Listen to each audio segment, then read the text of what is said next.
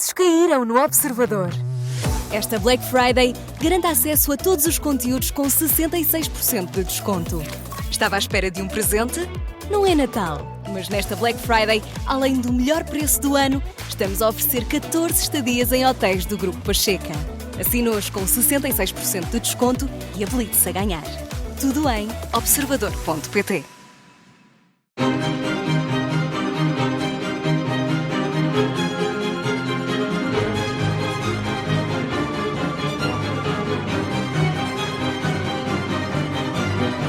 A Rádio Observador Viseu está com a nossa cultura em Carregal do Sal, desta vez no Museu Municipal Manuel Soares de Albergaria, um museu que conta a história desta região, uma história de um passado recente, mas nesta sala onde agora nos encontramos, a sala de arqueologia, uma história de um passado ainda mais longínquo, e para me ajudar a contá-la chamo Marco Lopes, que está aqui comigo.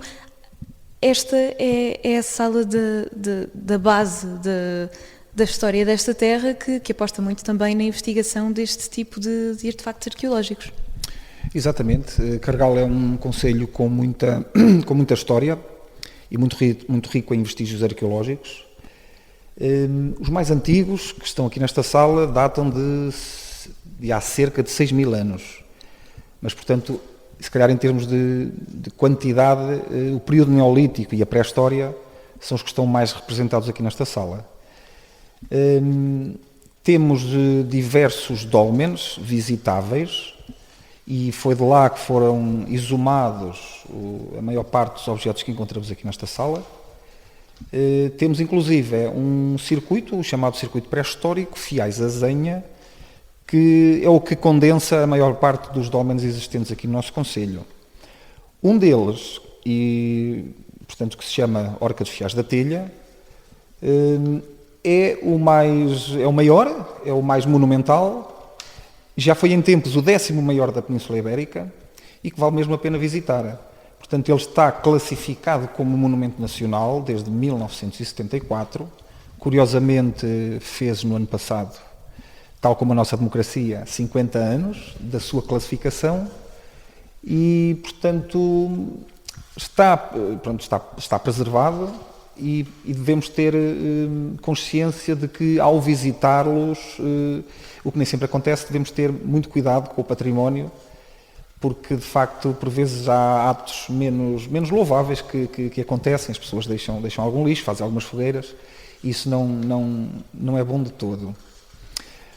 Portanto, temos aqui muitos objetos que foram exumados, como tinha dito, das diversas escavações, que vêm já com alguns intervalos de finais da década de 80, do século XX. Nós temos uma parceria com a Uniarc, que é o Departamento de Arqueologia da Faculdade de Letras da Universidade de Lisboa, e todos os anos temos aqui intervenções arqueológicas para consolidar os conhecimentos atuais e, portanto, para continuar aqui a perceber a história e a ocupação deste período da história em concreto no nosso concelho. Um circuito que também fica levemente representado nesta sala, onde temos também a foto do dolmen que acabou de nos falar. Antes disso, ao entrar nesta sala, há um outro artefacto que chama bastante a atenção, e para isso não é preciso andar muito, basta entrarmos nesta sala para vermos então aquilo que era uma lápide funerária. Sim, mas nesse caso mudamos para o período romano. O concelho de Carregal também tem vestígios do período romano, estão identificados cerca de, acho que são 5 sítios, portanto foram descobertos através da prospecção arqueológica, portanto o arqueólogo vai para o terreno e é assim que se normalmente descobrem sítios arqueológicos com vestígios de cerâmica à superfície. Esta lápide funerária veio de um local, do único sítio de cronologia romana que foi escavado aqui no concelho. E, portanto, é o sítio arqueológico romano de Beijós, de Chãs, em Beijós, e está incluído num percurso patrimonial, um dos 4 circuitos patrimoniais e arqueológicos que o concelho do Carregal tem. e, portanto, terá sido mandado a erguer por uma família com alguma capacidade económica, porque nem toda a gente teria capacidade para mandar erguer um monumento com esta beleza. E é curioso, portanto, nós conseguimos perceber, através da leitura epigráfica, a epigrafia é a ciência que estuda, portanto, estes detalhes da escrita, e sabemos que neste caso foi a Dona Albura, portanto, o marido da Dona Albura, o Sr. Aureliano Paniano, faleceu, e a Dona Albura mandou fazer esta lápide para si e para o seu ótimo marido.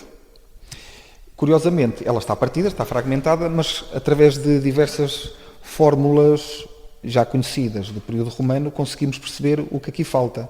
E, portanto, à partida, no final teria aqui jaz e que a terra te seja leve. E é partindo desta lápide com história e que os estudos permitem completar e ajudar a contar melhor essa história, é nesta sala onde nos encontramos, a Sala de Arqueologia, que reflete bem o investimento desta região na investigação. Temos muitas mesmo vitrines que mostram bem os vários artefactos já encontrados. Daqui destacamos dois, a um deles já lá vamos, mas se calhar vamos a este aqui que, como nos diz a placa, é do período neolítico final. Exatamente. Se calhar 90% dos artefactos que temos aqui são do período neolítico, e são de contexto funerário. Portanto, eles foram encontradas nos dólmens, que sabemos que foram principalmente locais de sepultamento, mas neste caso temos uma vitrine inteiramente dedicada a uma pequena aldeia, a um sítio de habitat, o habitat do Amial. Foi o primeiro habitat da Beira Alta a ser descoberto e a ser escavado.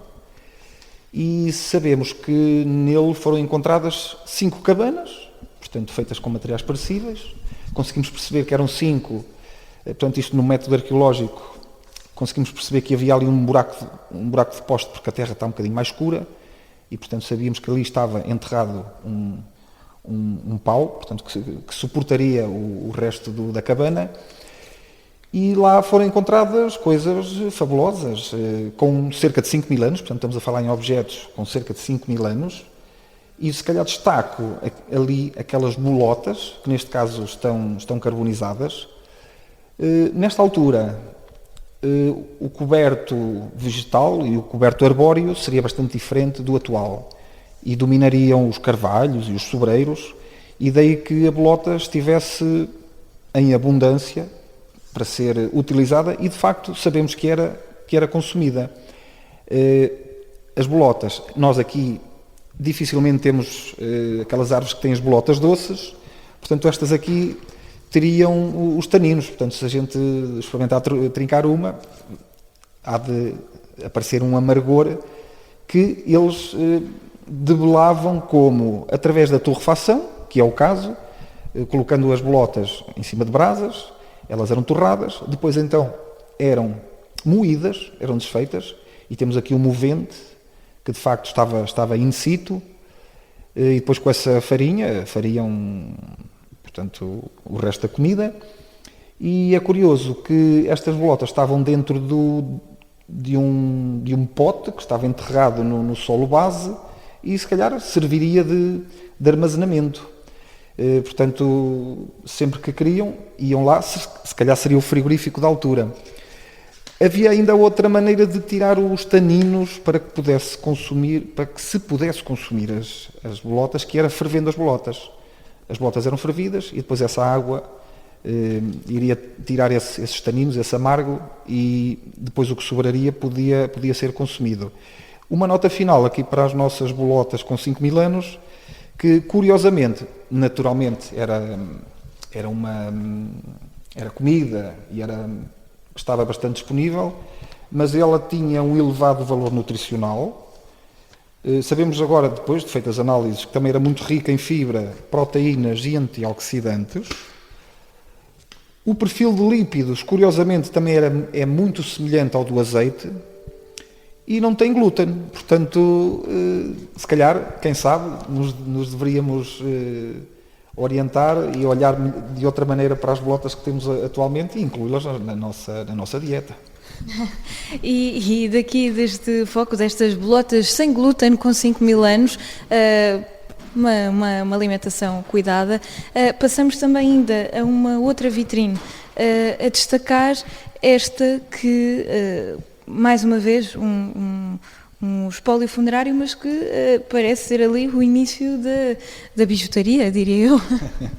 Sim, está a falar de um colar que tem 410 contas em xisto, são contas redondas, discoidais, e que estava colocada, foi uma ofrenda, e este espólio de toda esta vitrine faz parte do espólio funerário daquele monumento nacional que falava há bocado, da Horca dos Fiéis da Telha, que deu uma grande quantidade de material.